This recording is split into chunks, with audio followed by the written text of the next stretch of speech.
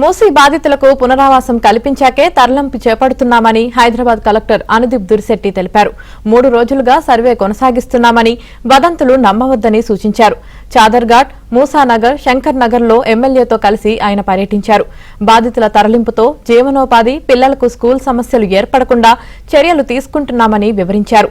బలవంతంగా ఎవరిని తరలించడం లేదని, వారి ఇష్టంతోనే వెళ్తున్నారని స్పష్టం చేశారు. వారికి సమీప ప్రాంతంలోని డబుల్ బెడ్రూమ్ ఇల్లు కేటాయించి ఇళ్ల పట్టాలు ఇస్తున్నామని అన్నారు. ప్రజలు సహకరించాలని కలెక్టర్ కోరారు.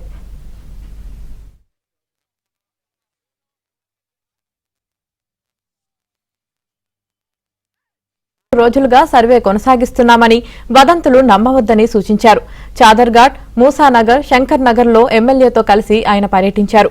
బాధితుల తరలింపుతో జీవనోపాధి, పిల్లలకు స్కూల్ సమస్యలు ఏర్పడకుండా చర్యలు తీసుకుంటున్నామని వివరించారు.